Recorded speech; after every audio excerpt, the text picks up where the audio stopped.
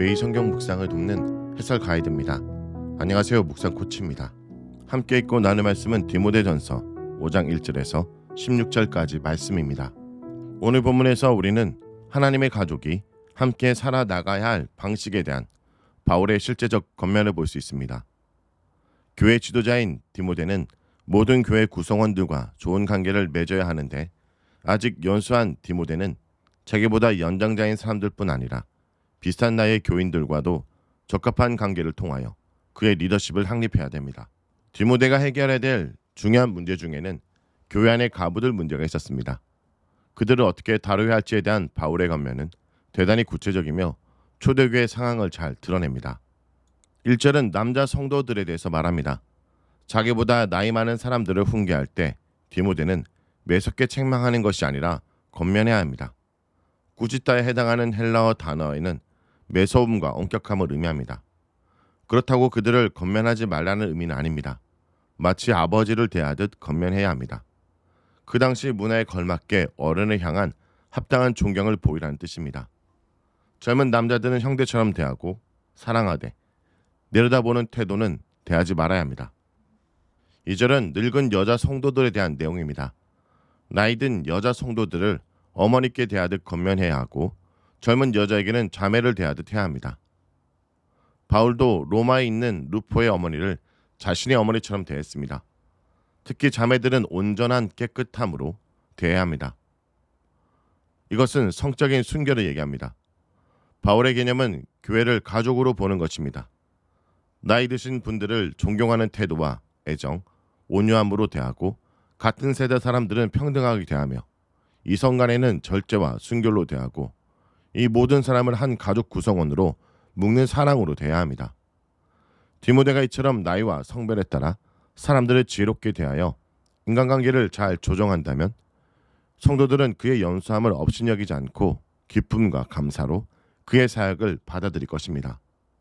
3절에서 8절은 가부에 대해서 말합니다. 1세기에는 어떤 도시든지 많은 가부들이 있을 수밖에 없었습니다. 사춘기를 막 지난 어린 여자애들이 자기보다 훨씬 나이가 많은 남자들과 결혼한 것이 성행했으며 잦은 전쟁으로 인해 남자들의 사망률이 높았기 때문에 상대적으로 젊은 가부들은 어디서나 넘쳐났습니다.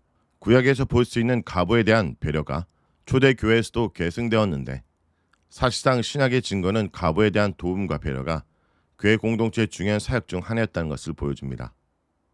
초대교회 공동체가 가부를 돌보기 위하여 따로 구제헌금을 하고 재정을 형성했을 것이라는 점은 충분히 가능합니다.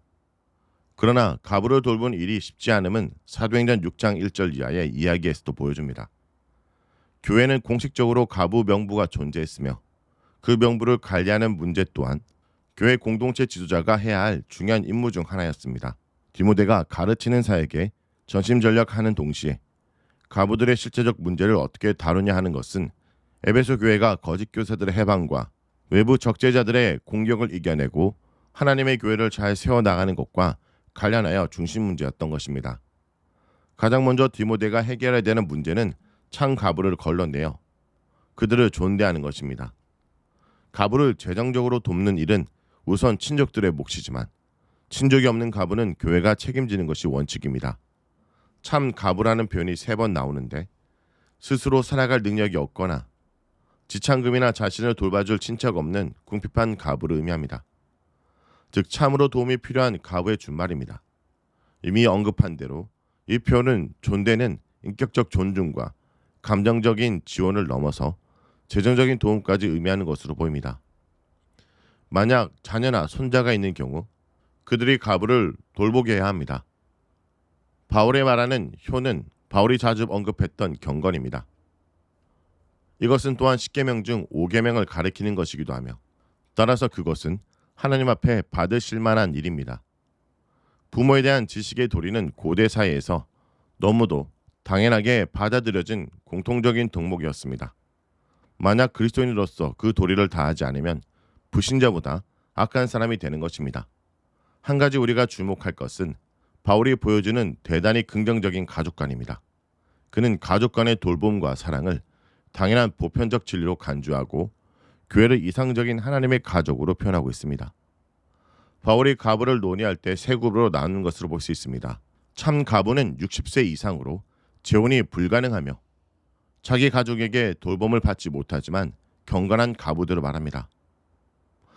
또 자녀들에게 도움을 받을 수 있는 가부들도 있습니다.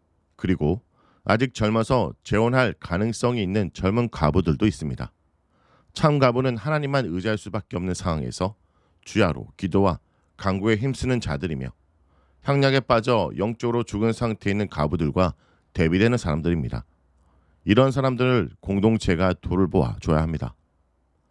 9절에서 16절은 젊은 가부를 언급하고 있습니다. 가부 명부에 올리기 위한 조건이 셋입니다. 욜로함, 결혼 생활의 신실함, 선행입니다. 첫째 명부에 올릴 가부는 60세 이상으로 한 남편의 아내여야 했습니다. 한 남편의 아내가 필요 조건이 되는 이유는 2번 이상 가부가 된 사람들은 여러 번 도움을 받았다는 것을 의미하기 때문입니다. 재혼을 금하는 것이 아니라 신실함을 평가하는 의미입니다. 또한 선행 행실의 증거가 필요했습니다. 구체적 선한 행실의 항목으로는 자녀 양육, 즉 자녀가 사춘기를 지날 때까지 양육해 주는 것이 당시 부모의 의무였습니다. 그리고 나그네 대접, 유대인 디아스포라의 환경에서 많은 여행자들을 대접하고 돌보는 것은 가부뿐 아니라 지도자들의 중요한 덕목 중 하나였습니다. 성도들의 발을 씻김, 보통 노예들이 맡아서 하던 천한 일이지만 주님이 보여주신 아름다운 본에서 알 수 있듯이 이것은 겸손과 손님 한 대를 상징합니다. 네 번째, 환난 당한 자들을 향한 구제입니다. 이런 행실의 증거가 있는 가부들만이 공적인 명부에 등재되어 도움을 받을 수 있었습니다. 이렇게 겸손하고 비이기적이고 고귀한 봉사를 했던 경험이 있는 가부는 명부에 올라 인정받는 교회 일꾼이 되고 있었습니다. 그러나 젊은 가부들은 이 명부에 등재될 수 없었습니다. 그들은 정욕에 이끌려 재혼할 가능성이 있으며 그렇게 되면 처음 믿음을 저버렸으므로 정죄를 받을 것이기 때문입니다.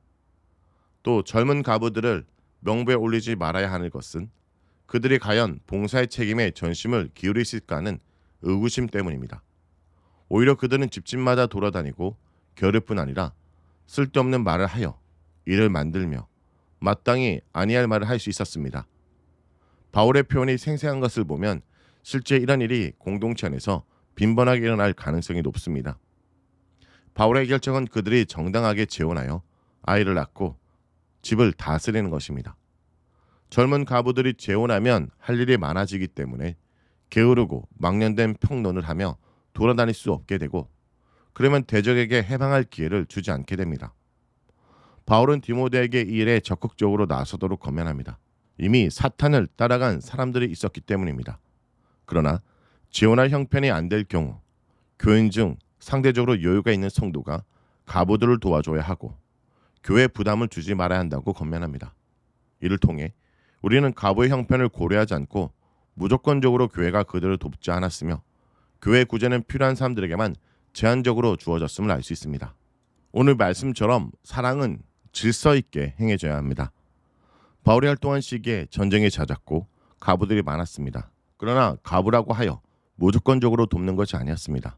교회는 사랑이나 구제를 이데올로기로 삼지 않아야 합니다. 감정적으로 무분별하지 않고 지혜롭고 질서 있게 그 대상을 잘 선정하여 하나님의 사랑이 질서 있게 흘러가도록 할 때 교회 공동체가 건강하게 세워질 것입니다. 말씀을 놓고 기도하겠습니다. 주님, 우리 주변에 마땅히 돌봐야 될 자를 잘 분별하고 돌보는 자가 되게 하여 주옵소서. 무엇보다 공동체가 오랜 자를 책임지게 힘쓰며 서로가 서로에게 가족처럼 대하는 귀한 공동체로 세워나가도록 인도하 주옵소서. 예수의 이름으로 기도합니다. 아멘.